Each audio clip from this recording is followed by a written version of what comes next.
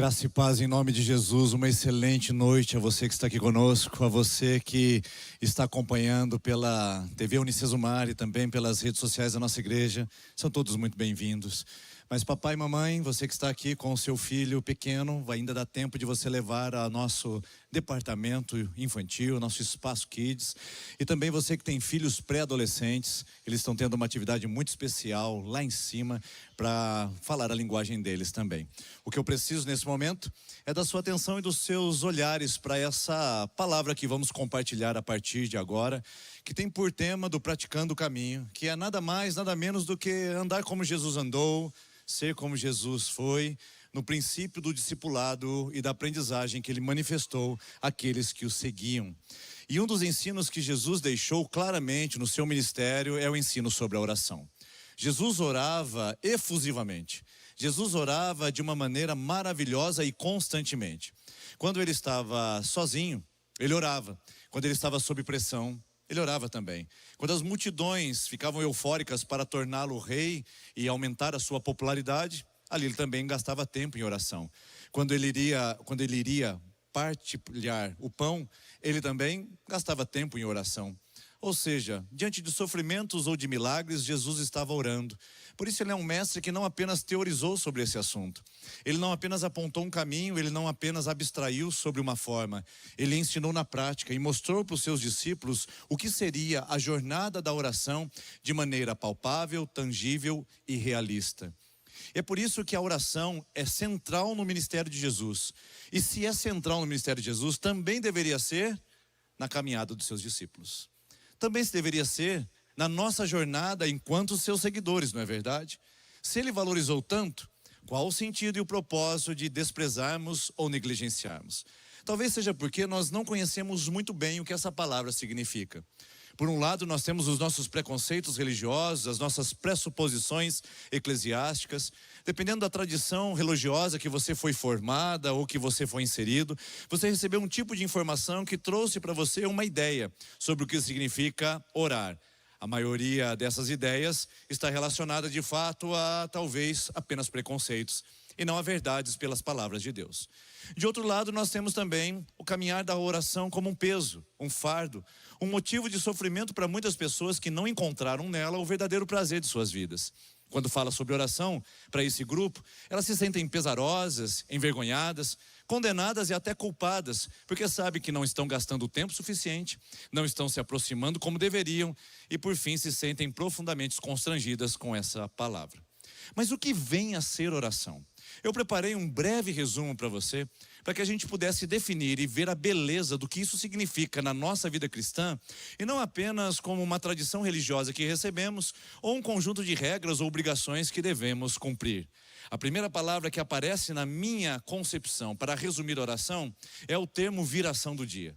Não sei quantos de vocês conhecem essa palavra, mas ela está registrada em Gênesis capítulo 2, quando Deus se aproxima de Adão e Eva após a criação do homem e da mulher, para se relacionar e se conectar com eles na viração do dia.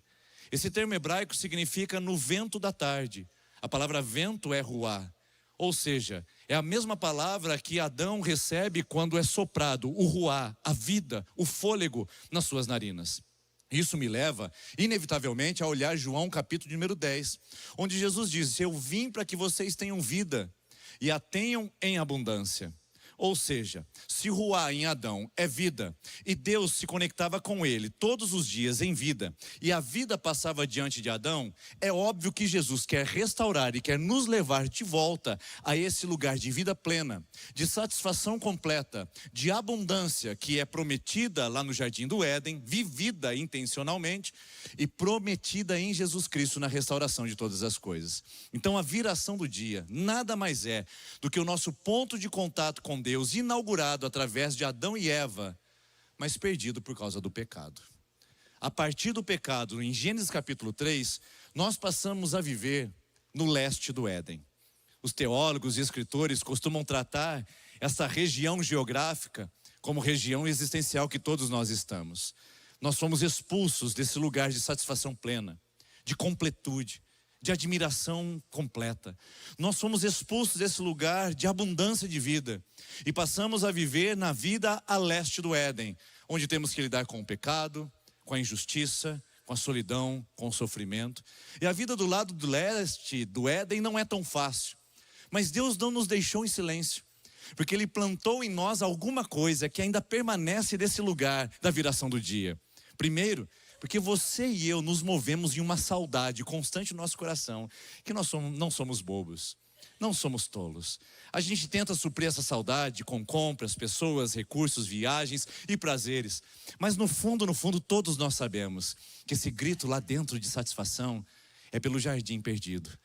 É porque vivemos a leste do Éden e temos no nosso coração um palpite, uma saudade. O Éden é verdadeiro e há uma satisfação plena num lugar especial que é em Deus. Mas em segundo lugar, viver a leste do Éden também nos deixou a oportunidade não apenas de ter uma memória, não apenas de ter uma lembrança sobre esse lugar e nos fazer nos mover em direção a essa satisfação, mas sobretudo nos deixou um vestígio, nos deixou um resquício do que era a viração do dia. Sabe qual é? Oração. Oração é o nosso ponto de contato, é o nosso lugar que nós vamos até Deus. Oração é a lembrança que nós temos de que podemos conversar com o nosso Criador. A oração é um diálogo travado com aquele que na viração do dia tinha prazer em se deleitar conosco e de relacionar com a gente, e onde o nosso prazer era completamente dele. Por isso essas duas palavras fazem parte da oração. O deleite de Deus em nós e o nosso deleite em Deus, a satisfação de Deus em nós e a nossa satisfação em Deus faz parte do projeto que ainda permanece do Éden, o contato com o nosso Criador, a vida com Ele. Quer perceber como Deus se deleita em você? Como Deus tem prazer num relacionamento pessoal, inaugurado no Éden, destruído pelo pecado, mas restituído em Cristo? Quer ver que interessante? Em Gênesis, Deus cria todas as coisas em 6 dias. No 6º dia Ele cria o homem e a mulher, a humanidade. E ao 7º Ele descansa. Eu fico me perguntando, por que Deus não descansou no 3º dia? Por que não no 4º? Nem no 5º? Por que Deus foi resolver descansar no 7º? Ou melhor, no 6º? Será que Deus ficou cansado demais depois de ver toda a obra da criação? Será que Ele ficou esgotado porque Ele teve que manter todo o espectro colorido do arco-íris e isso trouxe para Ele um gasto de energia violenta? Ou quem sabe esticar o pescoço da girafa e aumentar o peso do elefante daquele jeito trouxe para Ele um esforço muito sobrenatural? Não, quem sabe foi a criação das galáxias e das estrelas e de todo o universo. Isso deve ter trazido um cansaço sobre-humano para o Deus Criador de todas as coisas. Será que foi isso? Não. Na verdade, Deus precisou descansar porque Ele criou o homem e a mulher. Aí você pode estar com a sua mentalidade fértil dizendo: eu sabia, pastor, o meu marido realmente é um problema. Ele deve, se me cansa, você imagina Deus. Deus não devia ter criado o que criou. Talvez na sua mentalidade fértil você esteja pensando que Deus se desgastou ao criar a humanidade, por isso Ele precisou descansar. Não. A palavra descanso, Shabat, significa literalmente desfrute. Então quando Deus faz todas as coisas, Ele vê toda a criação, Ele diz: está tudo muito bom. Não, tá bom. Mas quando Ele cria o homem e a mulher, Ele dá um passo para trás e diz: agora está tudo muito bom. E se está muito bom com o homem e a mulher, agora eu preciso desfrutar, deleitar, porque é a primeira vez, diz Deus, desde toda a eternidade, grave bem isso aí, desde toda a eternidade, que além do Pai, do Filho e do Espírito Santo, a Trindade absoluta e eterna teria agora uma relação pessoal com outro alguém, Adão e Eva. E Deus se projeta nesse relacionamento em extremo desfrute. Por isso que no 7º dia Ele descansou das obras de suas mãos, mas para desfrutar do prazer do relacionamento construído através agora das suas criaturas. Homem e mulher os criou à sua imagem e semelhança. E Deus plantou esse homem e essa mulher num lugar chamado Jardim do Éden. Éden em hebraico significa delícias, desfrute, prazeres. Agora, fala para mim, será que a viração do dia não era esse lugar de extrema satisfação e completude, meus irmãos e irmãs? Porque um Deus que se deleita nesse relacionamento construído na imagem de sua semelhança, na forma de criação do homem, Esse Deus também traz ao homem o deleite e o prazer de desfrutá-lo, porque no final da tarde Deus se revelava em toda a sua intensidade. E o que isso produzia? Produzia na vida daqueles que viviam no Éden, e que nós temos um palpite que também podemos viver, produzia relacionamento e comunhão. Oração é relacionamento e comunhão sobre tudo. Pense no seu casamento. Se você divide o mesmo teto, a mesma cama e os mesmos interesses da sua esposa ou do seu marido, não significa que você tem intimidade, comunhão e relacionamento, porque isso vai precisar de comunicação. A comunicação é o veículo pelo qual Deus também estabelece o nosso nível de intimidade, de comunhão e de relacionamento com Ele. Nos comunicamos com Ele, e seres iguais se comunicam por iguais. A girafa se comunica com a girafa, o peixinho com o peixinho, as formigas com as suas antenas entre elas. E seres humanos se comunicam com eles e com Deus, porque também são seus semelhantes. E nesse movimento, a oração é recuperada. Que lugar lindo! Que ambiente maravilhoso! Você já tinha pensado na oração como esse privilégio, esse desfrute? Se você já tinha pensado, talvez não te surpreenda. E se você não tinha pensado e talvez traga para você uma euforia, eu quero trazer uma pergunta desconfortável para esses dois grupos. Se a oração é tão linda e tão maravilhosa, por que nós não praticamos? Por que nós não a utilizamos ao nosso benefício? Se ela é todo esse espectro de beleza e de conexão com o nosso Criador. Talvez a oração seja muito parecida com os legumes. A gente sabe que comê-los faz bem para a saúde, mas são poucas as pessoas que apreciam. Sabemos que a oração faz bem para a vida cristã, sabemos que ela é fundamental, mas são poucas as pessoas que a colocam em prática, que a desfrutam na jornada. Por que será que isso acontece? Qual o motivo de não praticarmos? Será que nós somos pecadores demais? Será que nós somos frios demais? Será que a gente é desinteressado demais? Eu não quero trazer culpa nem vergonha para você aqui essa noite. Eu não quero trazer você a um lugar onde você se sinta condenado. Esse não é o papel dessa mensagem. Ela precisa ser prática, objetiva e aplicável na sua vida. Então eu quero dizer para você, nós não praticamos, não é porque não queremos, é porque simplesmente a gente não sabe por onde começar. Nós precisamos de instrução. Porque nós não precisamos de modelos teóricos, nós não precisamos de mais abstrações ou filosofias, nós precisamos de praticar o caminho da oração. E Jesus ensinou os seus discípulos na prática. E quando Jesus os ensinou, eles fizeram uma seguinte oração: Senhor, ensina-nos a orar. Eles viram algo na vida e na rotina de Jesus que fez com que eles percebessem que o ritmo da oração, que o cotidiano de Jesus era impactado por um relacionamento com Deus que eles ainda não experimentavam e não tinham visto. Esses discípulos pedem a Jesus: ensina-nos a orar, como uma busca e uma chamada de atenção pelo estilo de vida que Jesus levava e pelo ritmo de oração que ele construía. E de onde eu tirei essa ideia? Eu tirei essa ideia de Lucas capítulo 11, que diz assim, no versículo de número 1: certo dia Jesus estava orando. Orando por quê e por quem ou por qual motivo nós não sabemos, mas fazia parte do hábito do mestre orar. E ele estava orando em determinado lugar. Tendo terminado o seu momento de oração, um dos seus discípulos lhe disse: Senhor, ensina-nos a orar, como João também ensinou os discípulos dele. Eu faço algumas perguntas a esse texto e faço uma provocação para que você também reflita comigo. Por que será que os discípulos fizeram esse pedido a Jesus? Porque na minha perspectiva, não é pertinente nem é coerente. Não é porque nós estamos falando de judeus.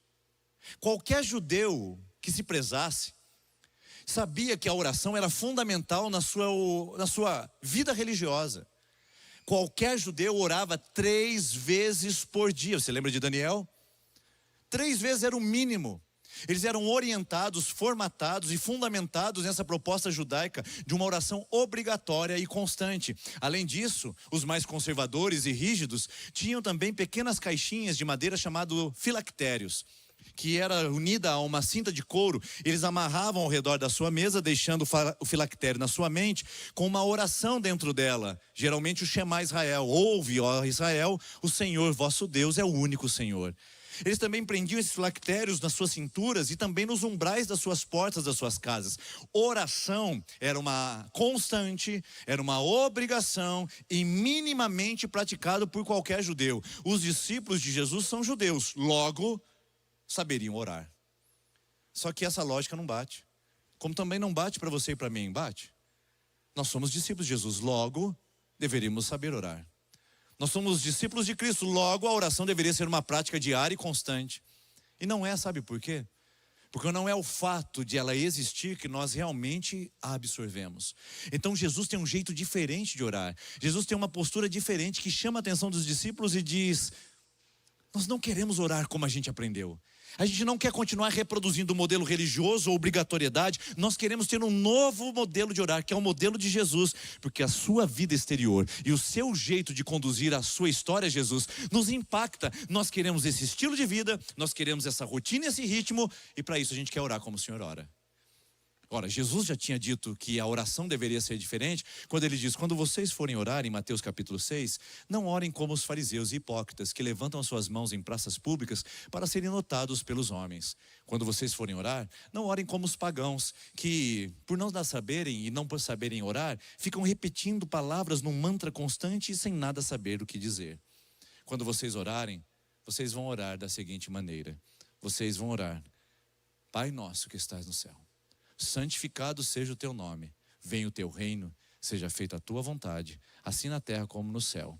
O pão nosso de cada dia nos dai hoje, perdoa os nossos pecados, pois também perdoamos todos que nos ofendem, e não nos deixe cair em tentação, mas livre-nos do mal, pois teu é o reino, o poder e a glória para sempre. Amém. Essa é a versão resumida de Lucas. Ela não tem algumas palavras aqui, mas o fato é que os discípulos aprenderam a orar a oração do Pai Nosso, porque era uma metodologia que Jesus ensinou como um rabino, que eles deveriam seguir, que nela se concentra a revolução da vida de oração que Jesus tinha, e que carrega nesse modelo e nesse método o DNA da vida com Deus. Quer ver como ela é revolucionária?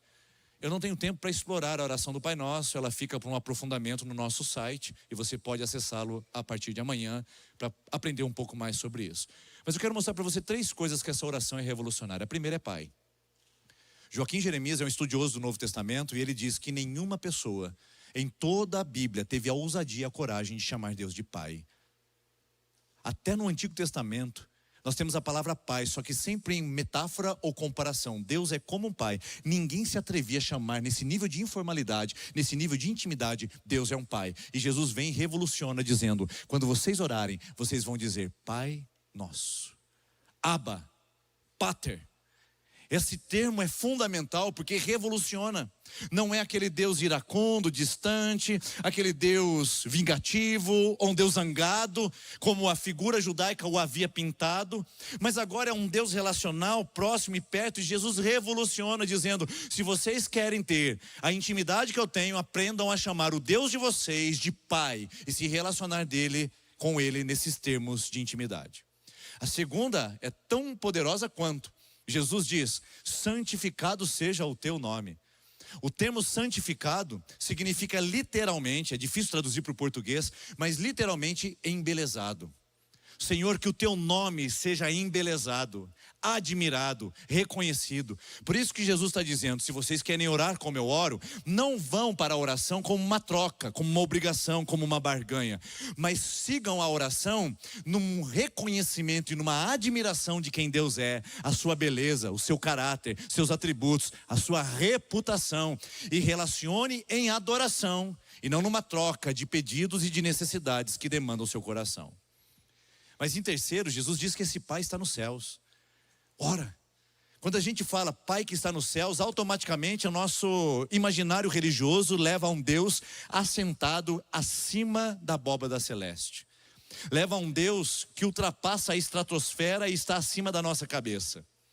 Mas a palavra céus, na oração do Pai Nosso, é a palavra urânios, que significa literalmente ares. Então vamos traduzir?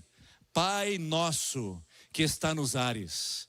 Pai nosso que ocupa cada centímetro da nossa história. Não é o Deus panteísta, que é a árvore, que é animal, que é ar. Não, não. É o Deus do teísmo, o Deus que ocupa todo o espaço da humanidade. Que Isaías capítulo 6 diz que toda a terra está cheia da sua glória. Não há um lugar, não há um espaço, não há uma rotina da sua agenda, não há um cotidiano onde Deus não esteja presente, não há um lugar onde Ele não ocupe com a sua glória. Por isso, esse Pai que é íntimo e pessoal, esse Pai que é belo e admirável, é o Deus que está presente na nossa vida em qualquer momento. Então Jesus resume: querem orar comigo?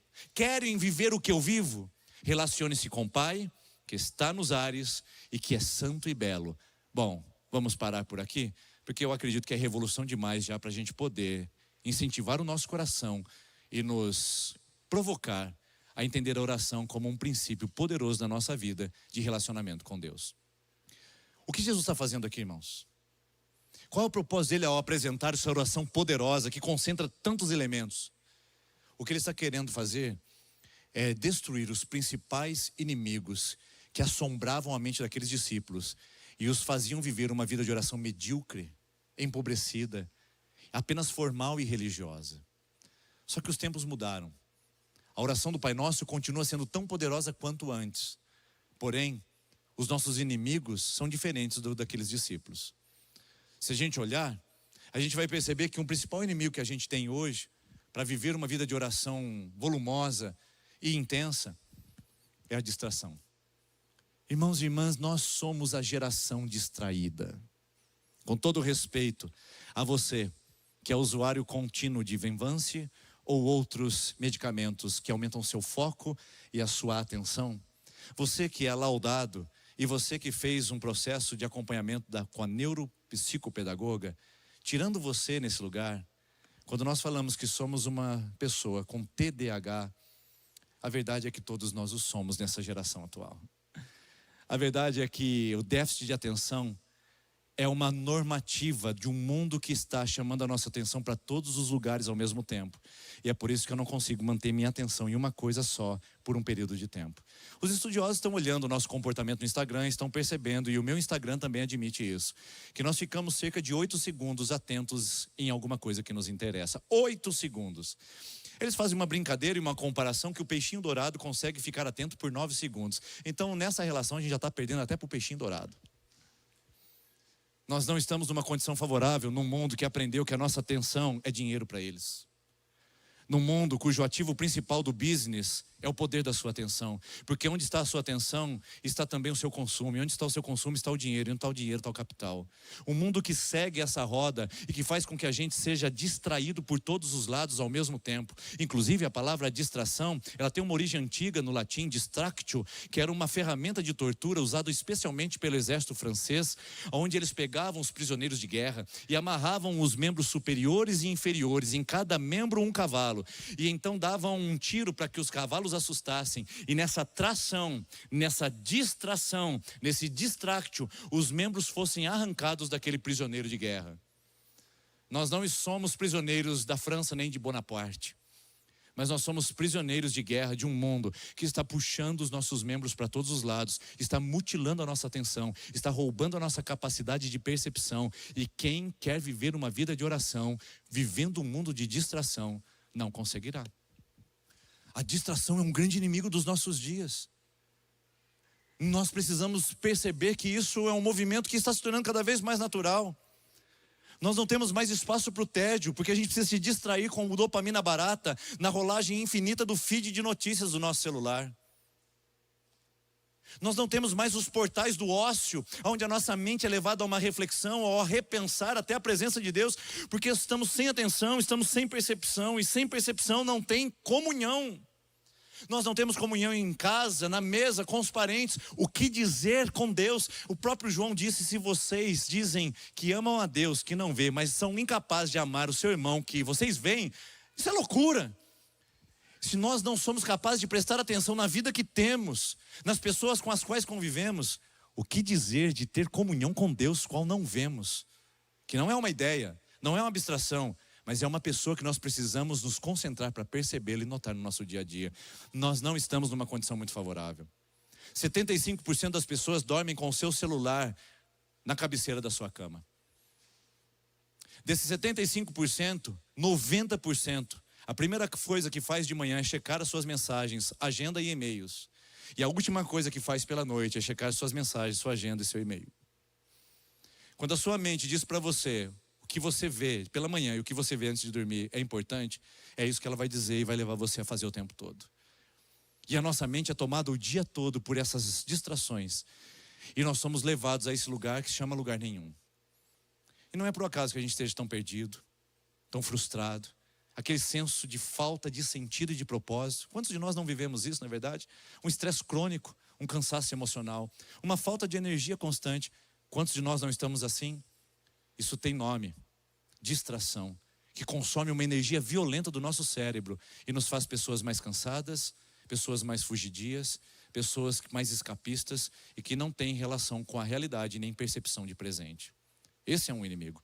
O outro inimigo dos nossos dias, e que também não estavam na mão dos nossos queridos apóstolos e discípulos, é a pressa.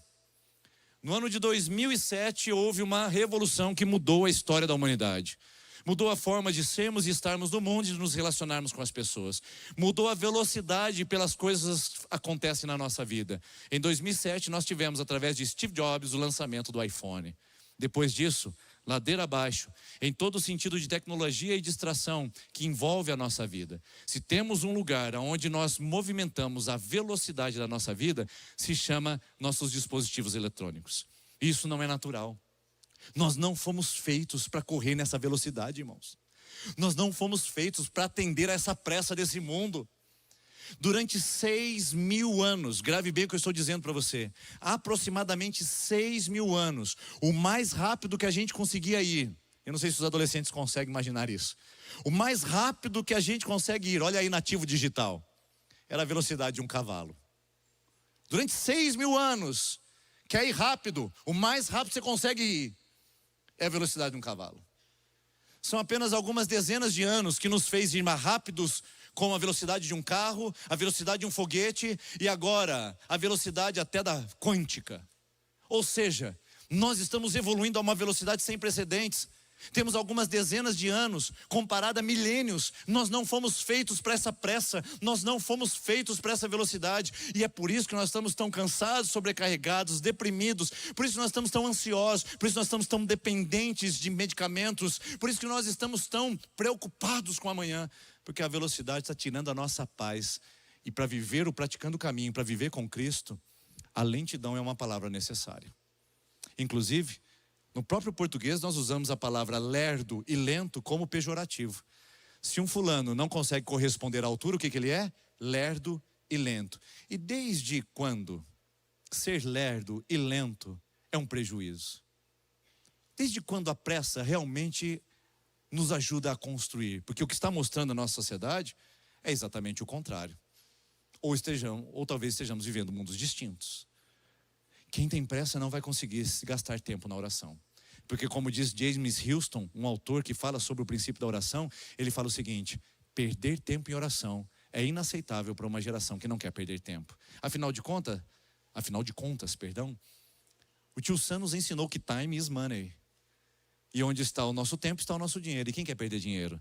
Por isso que quem quer andar em pressa, provavelmente não vai ter uma vida de oração volumosa, sensível e de fato que experimenta a viração do dia. As nossas orações serão pífias, pequenas e medíocres, serão limitadas. É aquela oração da hora do almoço, só para a gente garantir que Deus recebeu algum momento da nossa gratidão. Senhor Jesus, Tu és joia, abençoas essa boia.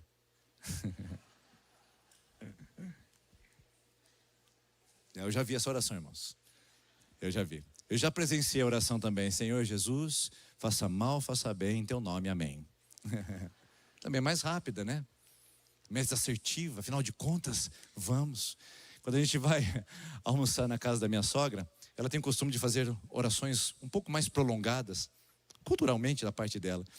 Os meus filhos automaticamente já falam: pai, fala pra vovó não orar no almoço não, porque a gente tem fome. Nem para almoçar a gente tem mais paciência para orar. Mas a gente aprendeu isso em todos os outros lugares. A pressa está roubando a nossa lentidão necessária num lugar chamado secreto, num lugar chamado presença de Deus, onde o tempo não é apressado, onde o tempo não é cronológico, onde ele não se mede em dias, horas, minutos e meses. É um lugar diferente, onde nós não estamos habituados a estar. Mas o terceiro inimigo, e esse nós nos aproximamos dos discípulos, é o inimigo religioso.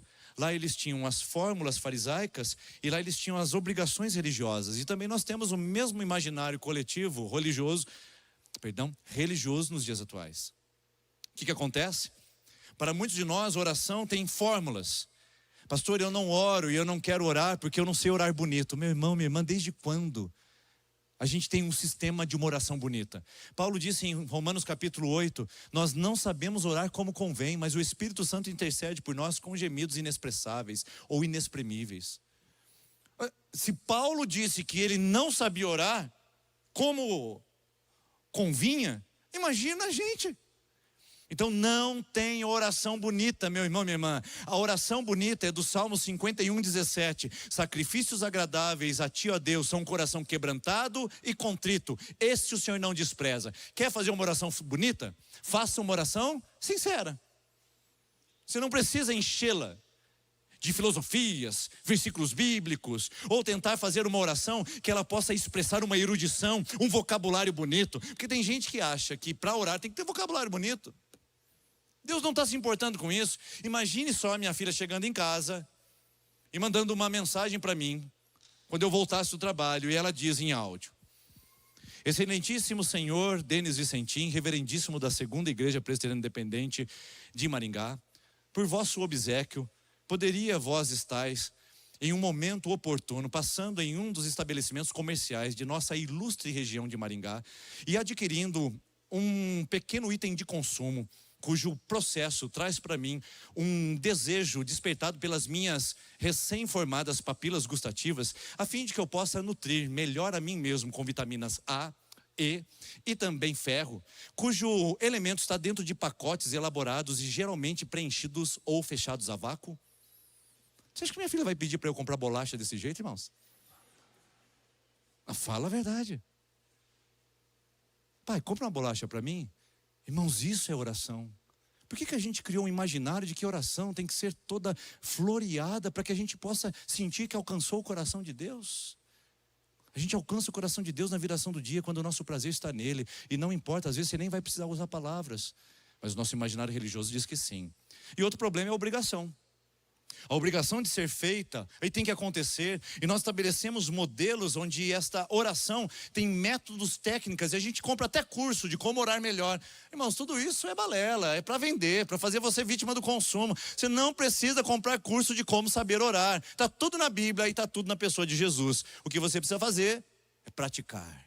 Praticar e se expor a isso. Mas se você quer de fato vencer esses inimigos, neutralizá-los na sua vida, eu quero propor agora para você uma dinâmica. Porque para nós essa palavra tem que ser objetiva, prática e aplicável. Para você vencer a distração, eu quero te sugerir a você, sugerir essa noite, para você que assiste também pela internet, que tal você usar um recurso que os pais da igreja utilizavam na era medieval em monastérios? Voltar a sua mente para Deus. Eu não estou chamando você para visitar um mosteiro e nem estou chamando você para fazer uma peregrinação pelo deserto. Eu estou dizendo para você usar aqueles portais do tédio do seu dia a dia para você voltar a sua mente para Deus. Ao invés de você parar no semáforo e pegar o seu celular para se alimentar de uma notícia, sabe lá de onde, de qual lugar, que tal você parar naquele tédio e voltar a sua mente para Deus? Quando você estiver lavando a sua louça, ao invés de estar com um barulho ligado, que tal você voltar a sua mente para Deus naquele lugar? Quando você está tomando aquele banho gostoso, enquanto a água morna cai na sua nuca, que tal naquele lugar você voltar a sua mente para Deus? Eu não estou sugerindo você criar um novo lugar, um novo espaço, você abrir lugar na sua agenda. Eu estou dizendo para você trazer essa presença para a sua realidade. Os pais da igreja chamaram isso de praticar a presença. O meu convite para você é olhar para um mundo distraído que te chama pelas atenções o tempo todo, para que você dê a atenção que vale a pena, dê a sua atenção a Deus. No seu momento de tédio, o seu momento de ócio, o seu momento de constrangimento, se você não sabe, se cruza os braços, se coloca a mão no bolso, Que tal você voltar a sua mente para Deus? Que tal você desacelerar um pouco esse processo constante de sempre estar pensando e fazendo, sempre antecipando o futuro, e voltar o seu coração para Deus? Eu quero perguntar para você, para onde a sua alma vai quando você não tem nada a fazer? Para onde os seus pensamentos se direcionam naqueles intervalos e portais de tédio do dia a dia que todos nós temos e que estão ficando cada vez mais raros por causa da distração? Para onde a sua mente divaga? Qual é o primeiro pensamento que vem quando você acorda? Qual é o último antes de você dormir? Qual é o pensamento que permeia sua trajetória de trânsito até o seu trabalho? Meu convite para você é o eterno retorno à presença de Deus. Porque se a gente fizer isso, nós vamos praticar um mandamento do apóstolo Paulo em 1 Tessalonicenses 5,16. Um mandamento que a gente acha que não é capaz de fazer, porque nem todos nós temos esse tempo e nem todos nós somos intercessores. Qual é o mandamento que o apóstolo Paulo dá? Orai sem cessar, sem interrupções, sem parar. E como é que eu posso colocar isso em prática? Tem um teólogo chamado Thomas Kelly, e ele escreveu o seguinte, e vale a pena ler. Como então podemos viver uma vida de oração sem cessar? Pela prática persistente e também silenciosa de voltar todo o nosso ser, de dia e de noite, em oração, adoração interior e entrega àquele que das profundezas de nossa alma nos chama. Hábitos mentais de orientação interior devem ser estabelecidos. Combata a sua distração. Saiba que esse recurso aqui é um distrativo em potencial nos seus bolsos. Por isso eu quero convidar você a fazer um exercício essa semana. Pegue o seu celular quando você for dirigir ou quando você for entrar em algum veículo para se locomover e coloque num lugar de difícil acesso e concentre-se na sua direção. Perceba Deus dentro daquela cabine do automóvel. Note que Ele está presente em cada espaço e que Ele preenche os ares, que Ele é o Pai nosso que está nos ares e que é belo. Perceba-o, note-o. Tire as distrações, não pare no semáforo e busque a última conversa. Não fique buscando pessoas que você tem que falar porque você se esqueceu de conectá-las ontem com você. Faça um exercício no seu deslocamento e deixe o celular longe. Deixe longe da sua cabeceira da cama e veja o que você vai pensar antes de dormir. Coloque o celular num lugar distante, 1 hora antes do seu sono, e veja como a sua mente vai ser levada a Deus naquele quarto escuro. E a higiene do sono vai trazer a você uma meditação da própria presença, e você vai poder se livrar do zopidem, enfim, para que você possa ter uma noite em paz. Em paz me deito e logo pego no sono, diz o Salmo 4, porque só o Senhor me faz repousar em segurança. Mas as distrações estão roubando a nossa contemplação dele. As distrações. Por isso o meu convite para você é: volte a sua mente para Deus. Porque quanto mais a gente gastar o nosso tempo com Deus, mais especialistas no coração dele nós seremos. Um jovem, quando chegar aos seus 21 anos de idade, terá em média 10 mil horas de videogame. 10 mil horas me tornaria um especialista em física quântica. 10 mil horas me tornaria um especialista em rugby.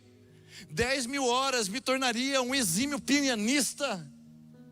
Imagine só, você pegar as suas horas, as horas de streaming de vídeo, as horas de rede social, as horas de ouvir uma playlist nojenta, um sertanejo sofrência, que fica na playlist do seu carro durante 30 minutos de trajeto, todos os dias para ir para o seu trabalho, 15 para ir, 15 para voltar, aquela composição vindo do próprio Satanás e dos seus demônios, com aquelas mensagens nada abençoadoras. Que tal você mudar a rotina?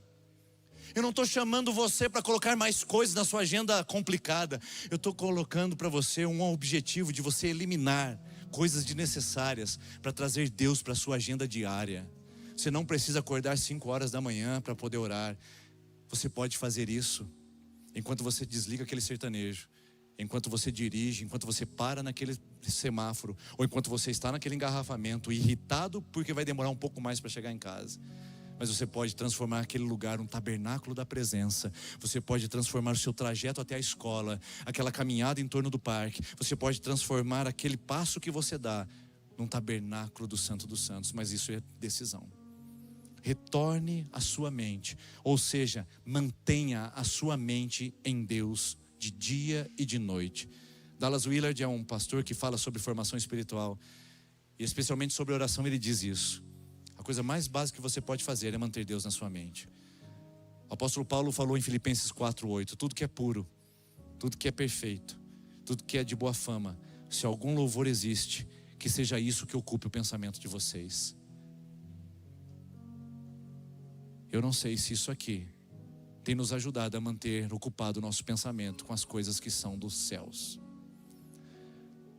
O Salmo 16, versículo 8 diz assim: quanto ao Senhor, eu tenho Ele sempre diante de mim. Tem o Salmo 2167 hoje.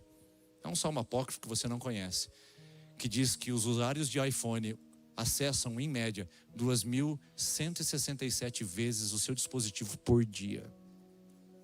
Nós trocamos o ter ao Senhor sempre diante da nossa mente, sempre diante da nossa vida, para termos o nosso iPhone sempre diante da nossa mente, da nossa vida. Por isso o desafio é esse. O segundo desafio para você vencer esse inimigo é estabelecer o ritmo. Qual é o seu ritmo com Deus? Qual é a velocidade que Deus tem chamado você para estar com Ele? Tem gente que tem uma vida um tanto quanto mais ativa. O que você pode desacelerar para estar com Deus? Tem gente que tem uma vida um tanto mais ociosa. Como você pode aproveitar esse lugar para estar mais com Deus? A verdade é que todos nós temos a possibilidade de investir mais tempo com Deus e nossa relação com Ele, irmãos e irmãs. Preste atenção aqui em mim um minutinho. Que estabeleça o seu ritmo. Se você é uma pessoa mais introvertida, aproveite as manhãs, aproveite o silêncio. Pegue a sua xícara de chá, sente-se na frente da sua casa, ou num espaço de silêncio, e curta a contemplação da glória de Deus enquanto a sua casa permanece em silêncio total. Ou se você é uma pessoa mais extrovertida, aproveite a sua caminhada, aproveite a sua disposição mental e faça isso na sua rotina, mas traga a Deus e estabeleça o seu ritmo de oração, porque o seu secreto é em qualquer lugar que você esteja. O seu secreto é o seu. O que funciona para mim não funciona para você. Se eu disser para você, meus irmãos, a partir de hoje o desafio é acordarmos às 5:30 da manhã, agarrarmos a nossa xícara de chá e olharmos pela varanda da nossa janela e contemplarmos o sol nascendo e a glória de Deus, talvez isso não faça muito sentido para você. Faz para mim, mas não para você. Por isso encontre o seu lugar secreto. Não me pergunte qual é o meu. Não queira imitar qual é o meu. Encontre a sua voz, encontre o seu jeito. Tem gente que gosta de orar ajoelhado, tem gente que gosta de orar em pé, tem gente que gosta de orar andando, tem gente que gosta de orar sem palavras, tem gente que gosta de adorar, tem gente que gosta de ter uma oração guiada com alguém falando com eles, tem gente que gosta de orar com outras pessoas. A minha pergunta é: com quem ou como você está construindo o seu lugar secreto? Porque é nesse lugar que você vai ter que decidir algo inegociável. Eu não sou pastor de regras, mas eu quero deixar para você uma regra só. A regra é essa: você precisa comparecer à oração e comparecer regularmente. Todo o resto é negociável. Como é que você vai orar? Como é que você vai buscar ao Senhor? Comparecendo regularmente. Você vai aprender a orar? Orando. E começa a partir de hoje praticando o caminho da oração. Como que a gente vai fazer isso? Bom, eu vou dar alguns passos com você aqui agora. Existem 4 estágios que eu quero convidar você, tá certo? 4 estágios que eu quero convidar você a ir e presenciar no crescimento da vida de oração. O primeiro estágio é o início. Você vai precisar ser intencional. Atenção, irmãos e irmãs, intencionalidade é diferente de obrigação. Obrigação traz peso e sobrecarga, e quando a gente não faz, gera culpa e gera vergonha. Lembra? Nós não estamos chamando vocês para um lugar de obrigação. Nós estamos chamando vocês para um lugar de intencionalidade. Intencionalidade. Intencionalidade significa colocar um post-it lá no seu espelho do banheiro e dizer: você já orou hoje? Significa colocar um post-it no volante do seu carro, no painel, dizendo: que tal aproveitar o tempo de trânsito para buscar ao Senhor?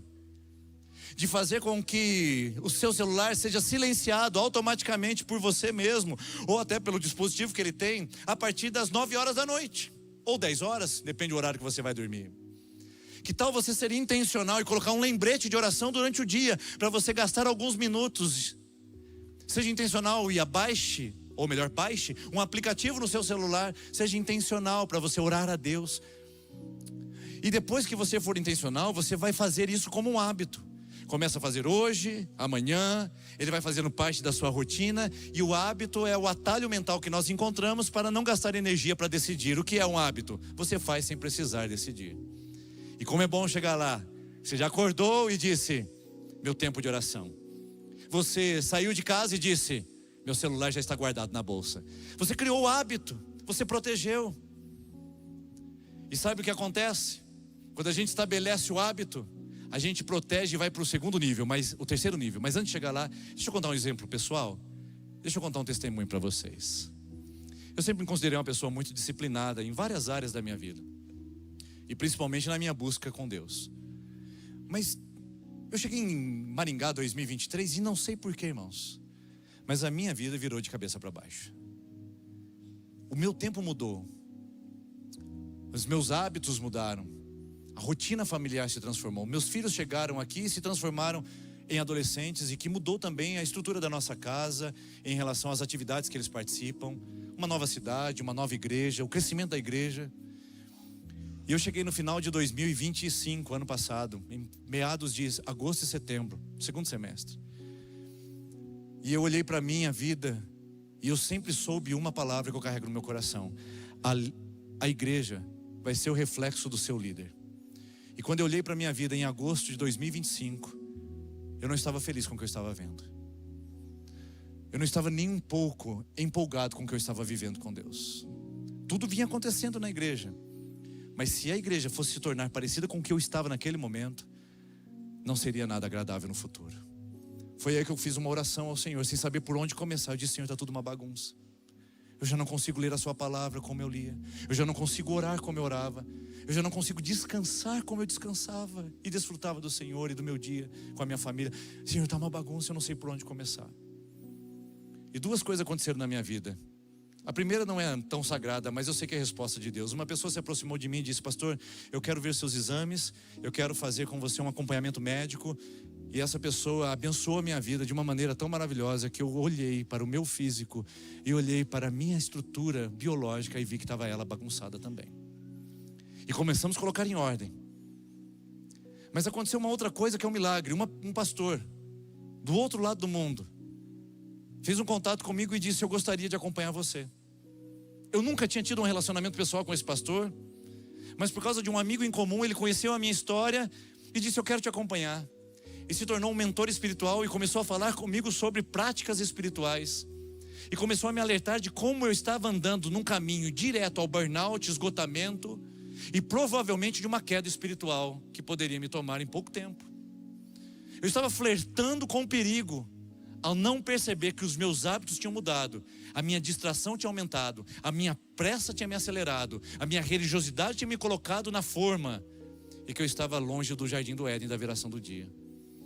Foi aí que em setembro eu fiz algumas decisões pontuais na minha vida e radicais.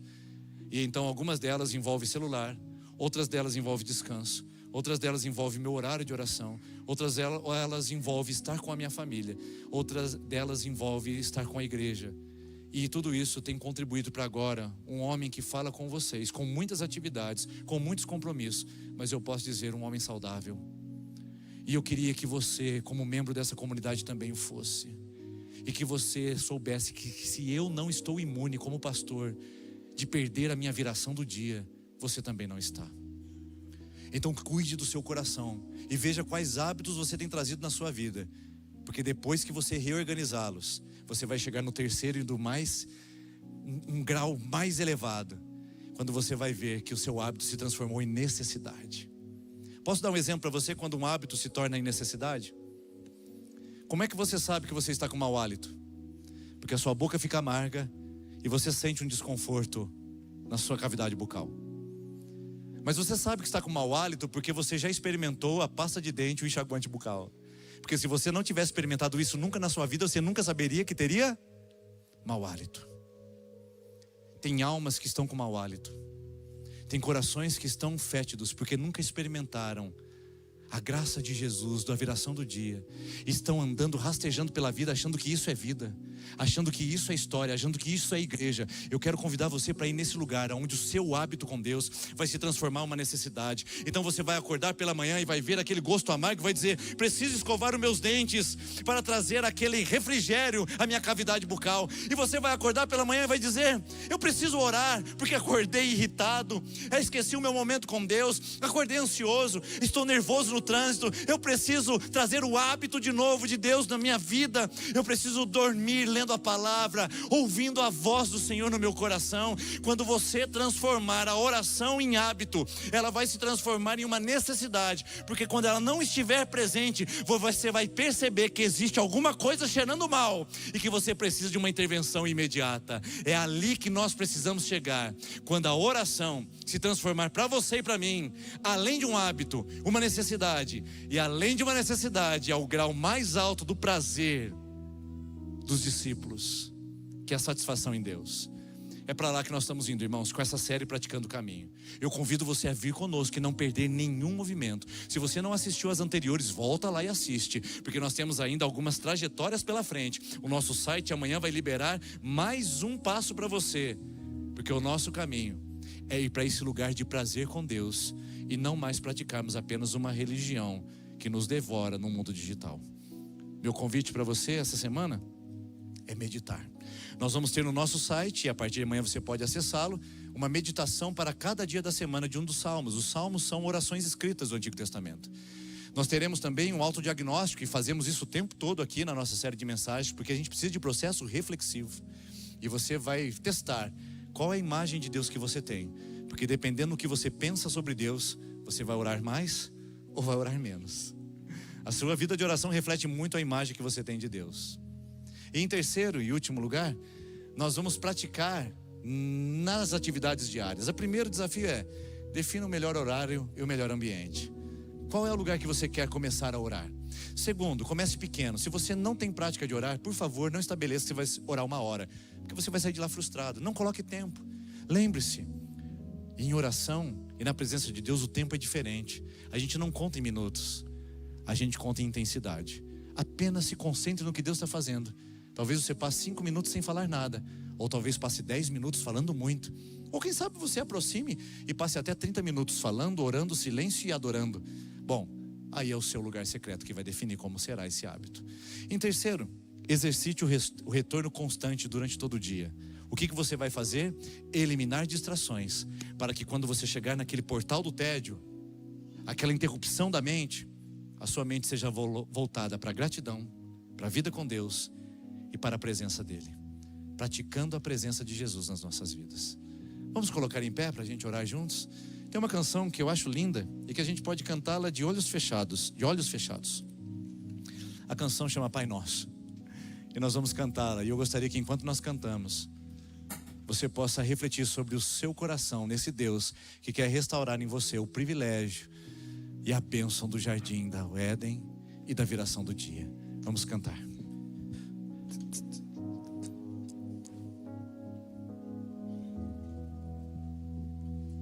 Pai nosso, no céu,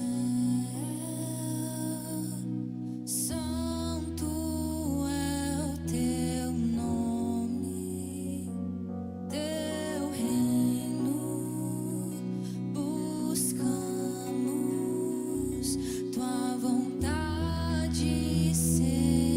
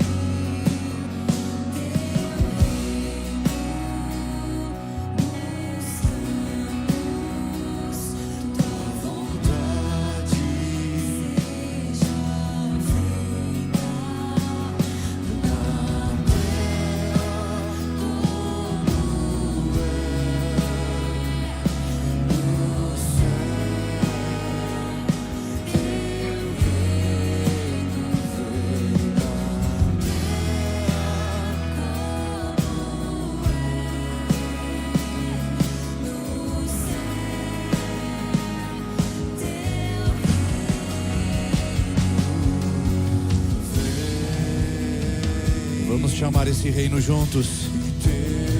Vamos convidar o reino de Deus a invadir o nosso ordinário e cotidiano. Vamos, como igreja, chamar o reino de Deus para ocupar cada espaço da nossa história.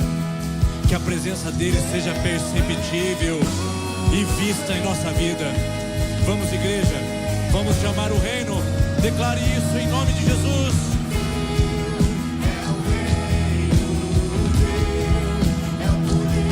Chame os céus, invoque os céus sobre a sua vida. Chame para a sua prática do dia a dia.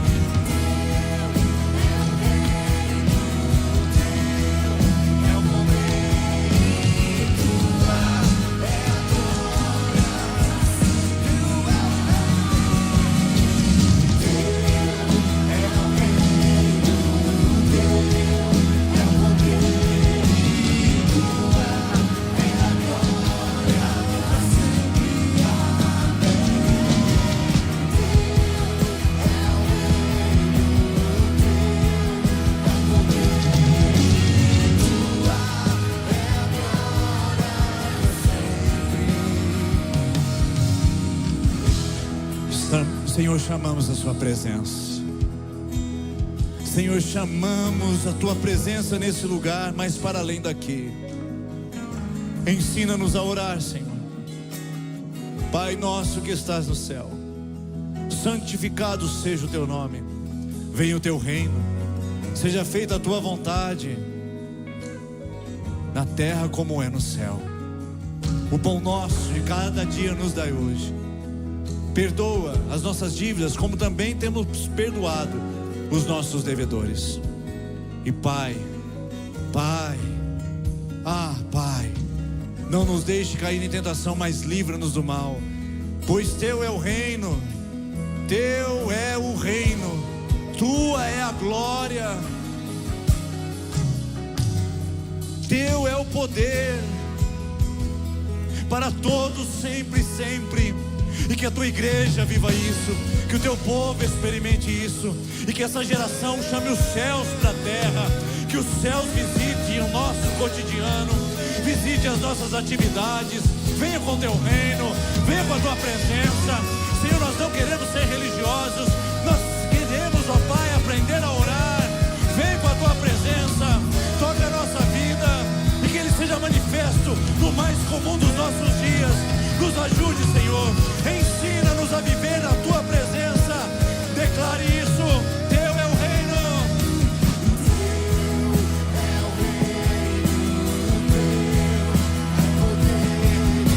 Esse reino que eu quero viver, Jesus. Não esse mundo distraído, não esse mundo apressado. É esse reino que queremos viver, Deus.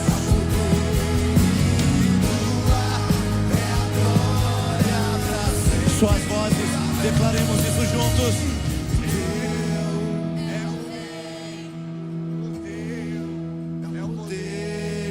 Vamos, irmãos, vamos, irmãs. Mais uma vez, a gente pode fazer isso para chamar os céus nesse lugar.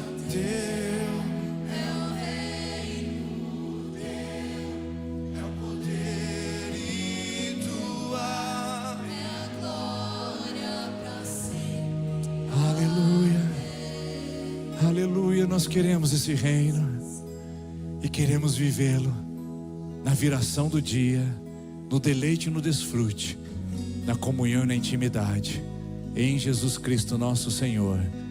Amém. Aleluia. Louvado seja o nome do Senhor. Aleluia. Aleluia. Amém.